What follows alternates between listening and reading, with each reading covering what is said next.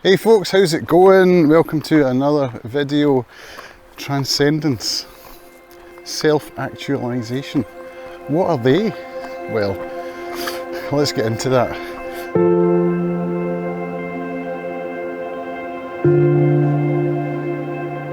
First of all, I didn't publish last week. I did record last week and I did upload and edit and all of that. But I ended up talking a little bit too much about my family and I didn't feel comfortable sharing it. So, I mean, you know me, I'll share anything about myself, but when it comes to family members, I've got to be careful. But what I learned was it was really still worthwhile doing because I got to explore my thoughts, my feelings, and come to some conclusions which are kind of related to what I'm going to talk about today. And I wasn't saying anything that I wouldn't share with my family. In fact, I did. I shared it with my wife. I don't know if she's watched it yet, but if she has, she hasn't let me know what she thinks. And it kind of pertains to her, so it was really nice to get that out, and it made me feel more comfortable as we sat on the train at the weekend going to see our daughter performing in a competition on her French horn.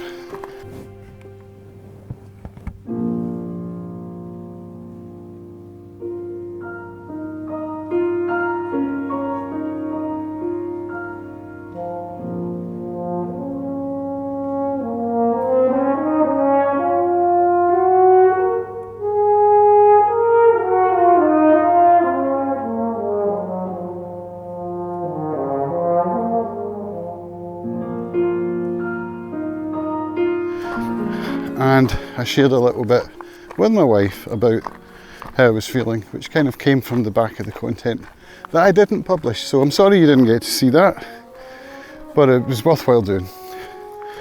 So today I've been listening to Rich Roll again. Rich Roll makes a podcast called the Rich Roll Podcast. And for those that don't know, he's a bit of a role model of mine.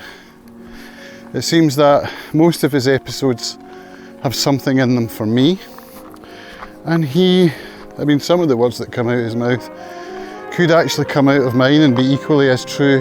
It's really quite something to discover someone whom I admire so much and who's putting out such helpful and valuable content. So I like to think that my content is one day going to be as helpful and as valuable.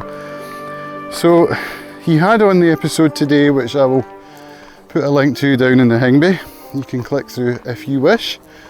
He's talking with Barry Kaufman. There it came to me. Barry Kaufman has written a book about transcendence and self-actualisation. I believe he's a self-actualisation coach, which is something I didn't know existed, but it sounds quite interesting. They've been felling trees up here again. Haha. I haven't walked this far in a wee while. Anyway, sidetracked there, sorry. Yes, he published this book just as the pandemic hit. And when I heard that the topic was going to be self-actualisation, I was like, this is something I've just spoken to my son about. It's something I'm practicing each day now in my morning pages.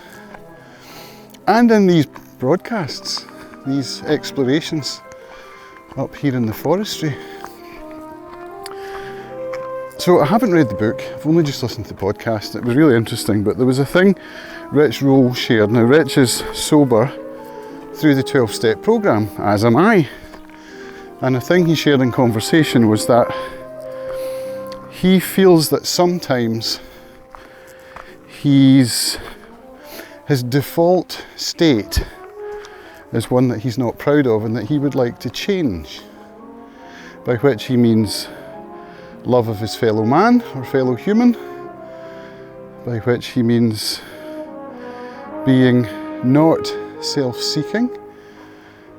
Being kind and loving, I think, is the short answer to who he would like to be, and it's also exactly what I've been saying about myself on this channel. I want to be loving of all humanity and of myself, and to find a way to stop self-seeking in order to feel better. So I think that's something that some of you out there can probably relate to. And in the discussion he had with Barry, he put it there as he used the metaphor of weeds. Said that his default behaviour feels like weeds that are going to keep growing unless, well, not unless, they're just going to keep growing. And he asked the question of Barry, he said, do you think that if one were to practice good deeds for long enough, i.e. fake it to make it, would that person eventually become the person that they want to be as a default state? Yeah, I mean, I think what I'm getting at more is, as somebody who is devoted to, trying to self-actualize on some level, I'm constantly, daily, hourly reminded of these default sets that I have, which is to not be grateful, but to be resentful, or, to be irritated by other human beings. Like, it's like petty shit, right? But no matter how much devotion I have to personal growth, like this is like, these are weeds that continue to grow up and probably will for the rest of my life, no matter what I do. Yeah. But the only solution is to persistently like double down on these habits or these little practices that I know keep those negative behaviors and emotions at bay, and, kind of present, a better version of myself. And it's sort of an act as if thing, like, good on you, man. You fake it until you make it kind of stuff. And that's a whole other sticky wicket, but that seems to work for me. But I guess my question is, like, do you ever get to a point where that practice becomes second nature, and that default position is no longer the default? Like, in your practice of working with lots of people over the years, have you seen that? And this is something that I've been pondering a lot myself, because when I'm sitting at home and I'm not interacting with people out in the world or watching the news or anything like that, it doesn't feel too difficult to be loving and kind. I mean, it's not easy. I mean, we have family for one thing, and interactions with other people of any kind can upset one's equilibrium and feeling of self-worth, self-esteem, kindness, all of that. But it's certainly easier in a small environment than it is in a big environment. And I wonder to myself, why is it when I go outside, why then do my ideals fall by the wayside and I become judgmental, grumpy, unkind, self-seeking? And I felt like that was on me. I mean, it is on me, ultimately. But I wondered how other people do it, and it was nice, it was comforting to hear Rich talking about how the same thing happens for him, because when I listen to him sharing his stories on his podcasts, when I hear him in conversation with other people who have amazing stories to tell, I feel like somehow I'm failing and he's succeeding, but that's not true. And this is kind of the problem we have with social media now, isn't it? When you look at people's highlight reels or highlight reels of their lives on social media, we don't get to see the behind the scenes, what's going on in their heads, right? So it looks as though everybody out there is doing well except you. And that's not the case.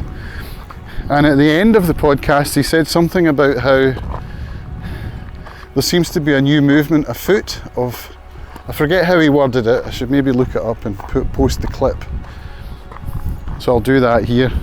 You were talking about this before the podcast. I feel like there's a new ecosystem that's slowly percolating up that is, trying to make sense of all of this stuff and guide well-intentioned people in a better way. But it's a difficult problem, and I just see it metastasizing, and it just gets hijacked by whatever the issue is of the day, and everybody kind of falls in line, and here we are, and this is what we're fighting and yelling about today.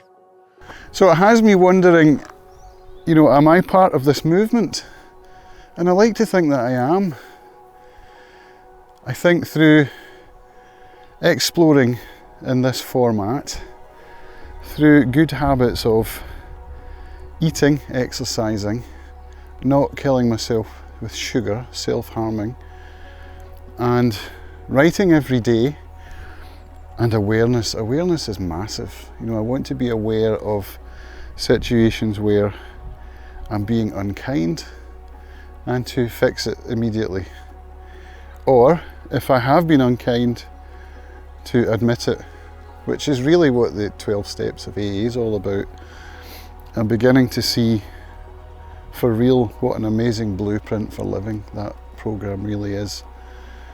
And it's such a shame that it takes recovery from addiction to find that path, you know.